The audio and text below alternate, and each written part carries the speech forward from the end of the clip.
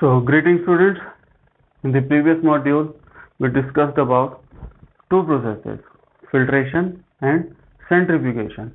Next part, in the separation of mixture of solid and liquid, we will discuss two more processes, evaporation and crystallization. So, third process is evaporation, fourth is crystallization. So, first we will discuss the process called evaporation. So, as the name suggests, you have already studied the process called evaporation in the first chapter. Here, for the separation of mixture, what we have to write in terms of definition, separation by evaporation is it is the process of separation of solid substance from a liquid and solid is soluble in that particular liquid. कि इसमें क्या होता है कि filtration में तो हम generally उन सब्सटेंसेस को सेपरेट करते हैं जो जनरली लिक्विड के अंदर इनसॉल्युबल होते हैं, but in case of evaporation we generally separate those solids which are soluble in a particular solvent. So while studying this process of evaporation, keep in mind solution of salt in water. How we can separate salt in water? By evaporating the water, you will be left with the salt. So keep in mind this salt solution while studying this procedure or method. So it is the process of separation of solid substance from a liquid and solid is soluble in that particular liquid. So next is what is the basic principle of evaporation. So the basic principle of evaporation is difference in temperature at which vapors will form. Keep in mind this example. We have a sample of salt and water. Put that sample of or solution of salt in water in a china dish. कि एक China dish होती है, उसके अंदर हम क्या करेंगे, जो सॉल्ट का सोल्यूशन है वो हम डाल देंगे and start heating that particular sample, और हम उसको क्या करना शुरू कर देंगे, हीट करना शुरू कर देंगे. After heating slowly you will observe the water will start to boil, कि वाटर बॉयल होना शुरू हो जाएगा, it will start to form the vapour, और slowly slowly all the water will be evaporated, up to कि धीरे धीरे क्या हो जाएगा, सारा का सारा पानी जो है it will form vapour and get evaporated. You will only left with the solid substance at the bottom of china dish. कि जो भी आप वेसल के अंदर ऑपरेटर्स के अंदर हीट कर रहे हो उसमें आपको सिर्फ क्या बचेगा, पानी सारा उड़ जाएगा and you will be left with the solid substances at the bottom of that particular china dish. So the meaning of basic principle or the better understanding of basic principle is by keeping this example in mind. What we have in this solution, two components, salt and water. If you compare the boiling point of salt and water, they are far apart from each other, and all of you are aware the boiling point of water is 100 degrees Celsius. When you start heating, only substance that will form vapor is water, because you cannot provide that much amount of heat with the burner ki salt will start to boil and will form vapor. So in this module or in this method, the salt will be remain at the bottom after the evaporation of water. So what is written here? So the basic principle for the process of evaporation is the volatility, कि कौन कितनी जल्दी vapour बनाएगा. तो water is forming vapor in comparison to salt. Second is you can write the second term also कि one of the component of the mixture have low boiling point. अब इस mixture के कंपोनेंट में boiling point कम किसका है, water का. So one of the component of mixture has low boiling point, evaporate more easily than the other component, कि दूसरे component के कंपैरिजन में बहुत जल्दी क्या हो जाएगा, वो इवेपोरेट हो जाएगा. So this is what all about the process called evaporation. Next is examples. One of the most common example for the evaporation process, that is separation of common salt from the sea water. How we can extract salt from the sea water? Near the shores, near the seas, at the coastal area, वहाँ पे क्या करते हैं, बड़े बड़े पिट्स बनाते हैं, खड्डे बनाते हैं, उसमें सी वाटर को हम आने देते हैं और कलेक्ट कर लेते हैं. Due to the normal heat that will be provided by the sun, धीरे धीरे पानी जो सी वाटर है उसको हम पहले खड्डों में इकट्ठा करते हैं, उसके बाद सन की लाइट की वजह से वो वाटर क्या होता है, धीरे धीरे इवेपोरेट हो जाता है, और लास्ट में हमारे पास क्या बच जाता है, the white colour mixture which is the common salt. लेकिन जो इस प्रोसेस के बाद हमको सोल्ट मिलता है that is not the pure form, because sea water also contain number of other salt, potassium chloride, calcium chloride, magnesium sulfate, calcium sulfate. So this is the one of the way to separate common salt from the sea water. Second is colored component from the ink. Colored component from the ink means the ink which is in your fountain pen, gel pen. उसमें क्या होता है, सिर्फ एक ही component नहीं होता, कई बार बहुत सारे कलर्ड कंपोनेंट होते हैं. तो उसको आप इवेपोरेट करोगे बाय द सेम मेथड कि आप इंक डाल के उसको गर्म करोगे, तो जो सॉल्वेंट है जिसके अंदर वो बनाया हुआ है हमने सोल्यूशन, तो वो सोल्यूशन इवेपोरेट हो जाएगा और नीचे क्या बच जाएगा आपका सॉलिड कंपोनेंट. तो similar to this, now look here what I am doing, I am writing the word ink कि as soon as I write, और जैसे हम मैं इसके ऊपर फिंगर लाऊंगा तो ये क्या होता है, फैल जाता है. As you can see in your notebook while writing, as soon as you write and आप अपने हाथ को उसके ऊपर लेके जाओगे तो वो क्या हो जाता है, फैल जाता है. रीजन क्या होता है कि up to that point of time जो सॉल्वेंट प्रेजेंट है इंक के अंदर वो ड्राई नहीं होता. आफ्टर फ्यू मिनट्स और फ्यू सेकेंड्स जैसे आप लिखते हो उसके बाद थोड़ी देर के बाद आप अपने हाथ को लेके जाओगे उस इंक के ऊपर तो वो फैलती नहीं है. रीजन क्या होता है कि up to that point of time solvent get evaporated और जो इंक है और जो डाई है उसके अंदर वो उसके ऊपर पेपर के ऊपर अटैच हो चुकी होती है.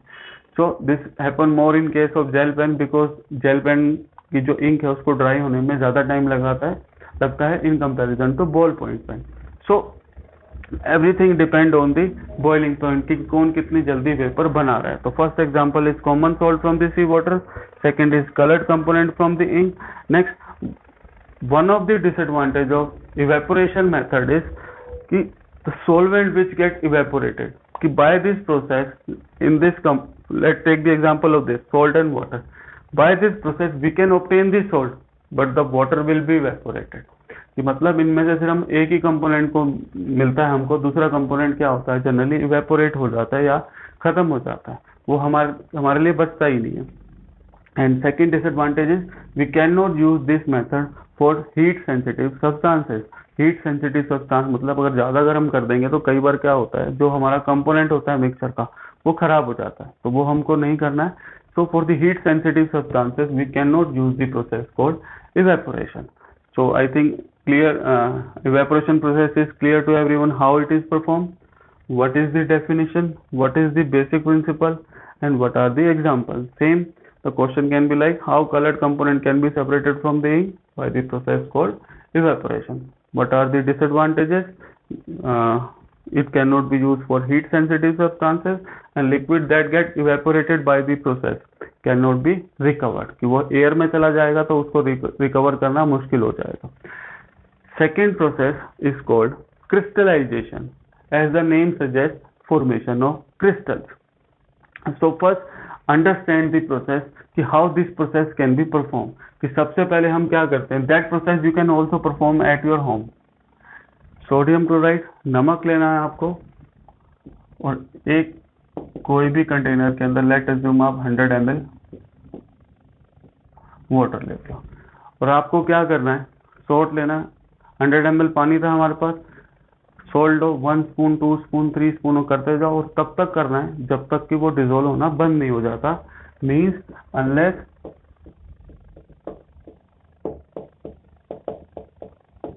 इस सैचुरेटेड सोल्यूशन इज फॉर्म. कि मतलब क्या करना है, take a vessel, take a beaker, take a glass, take approximately 100 ml of water, start dissolving the salt. Salt dissolve करते करते जब डिजोल्व होना बंद हो जाए फिल्टर दैट सोल्यूशन. फिल्टर करने के बाद आपके पास क्लियर सोल्यूशन आएगा. Then start, what was the amount of water, what was the volume of solution 100 ml, उसको हीट करना शुरू कर देना है और अप्रोक्सीमेटली आपको कितना कर लेना है 1/4.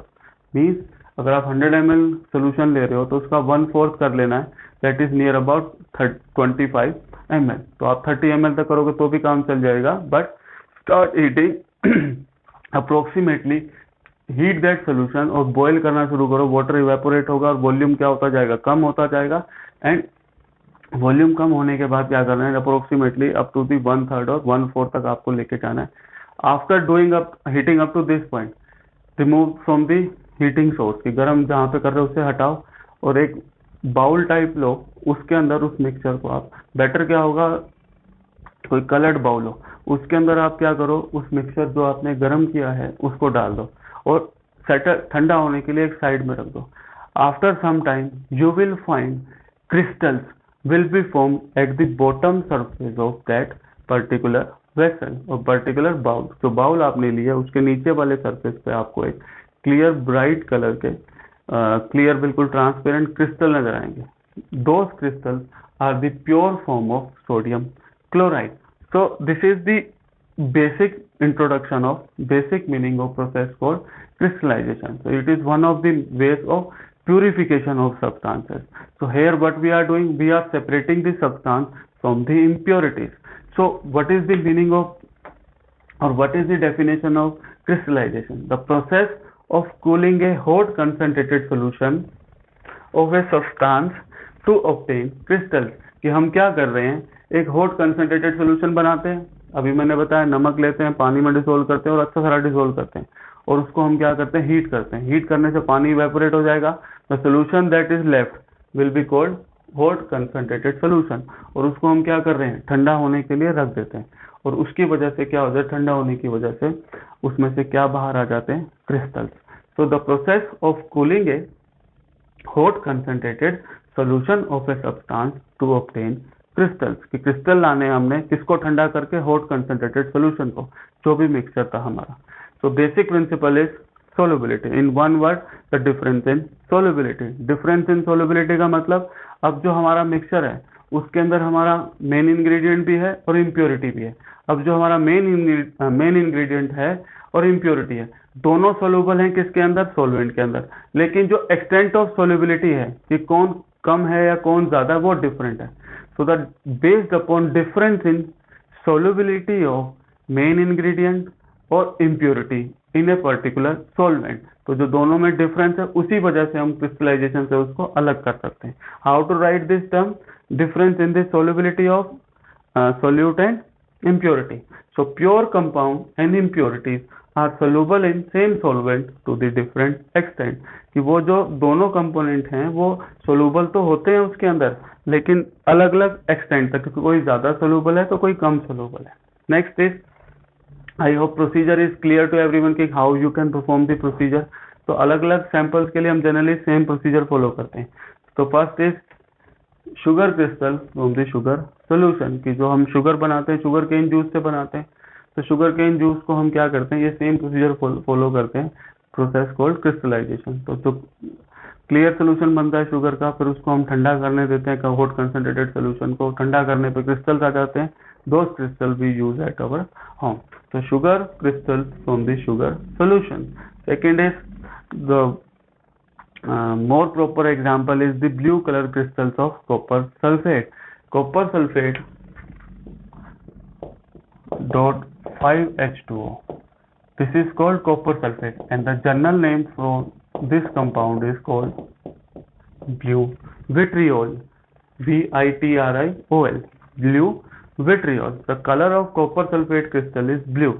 तो हम क्या करते हैं, इसको प्यूरिफाई करने के लिए हमको क्या करना है, again the same procedure is follow. In place of sodium chloride take the blue vitriol.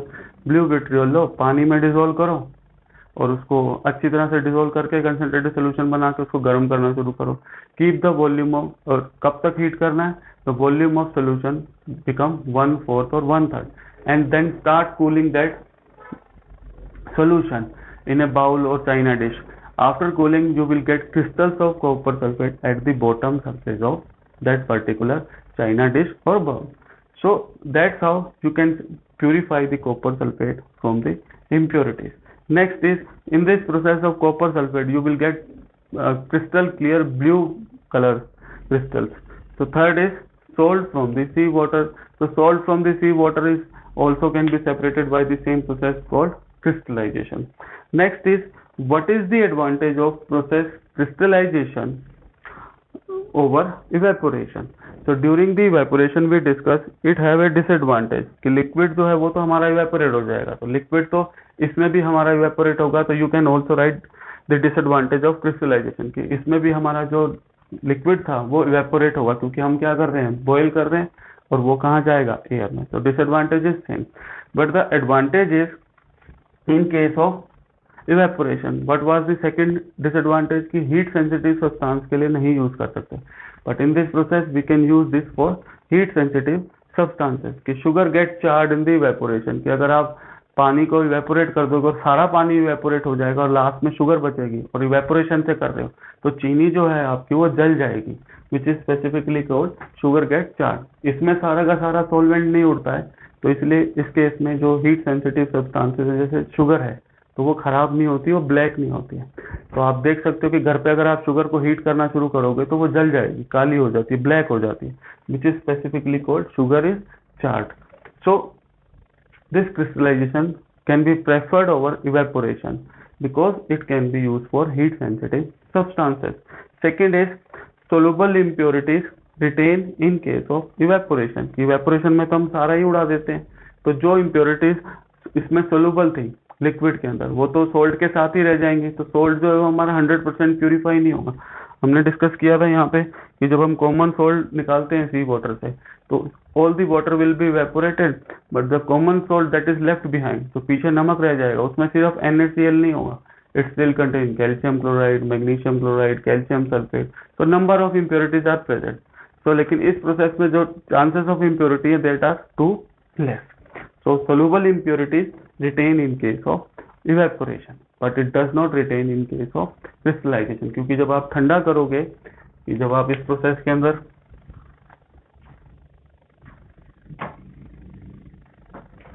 इसमें क्या होता है, जब हम ठंडा करने के लिए रखते हैं तो क्या होता है कि जो क्रिस्टल हैं वो तो नीचे आएंगे आपके और ऊपर थोड़ा सा लिक्विड रहता है, उस लिक्विड को हम क्या कर देते हैं, डिस्कार्ड कर देते हैं, गिरा देते हैं, और हमारे पास नीचे क्या बच जाएंगे, proper in case of copper sulfate they will be colored crystal, in case of sodium chloride they will be colorless crystal। तो हमारे जो सॉलिड क्रिस्टल हैं वो तो नीचे रह जाएंगे और जो लिक्विड है उसको हम डिस्कार्ड कर देते हैं, बिकॉज जो इम्प्योरिटीज होंगी soluble impurities they must be present in that of liquid portion. तो लिक्विड पोर्शन में इम्प्योरिटीज होंगी उसको डिस्कार्ड कर देंगे, जो क्रिस्टल है वो हमारे नीचे बच जाएंगे और उसको हम सेपरेट आउट कर लेंगे, स्क्रैच आउट करके बाहर निकाल लेंगे।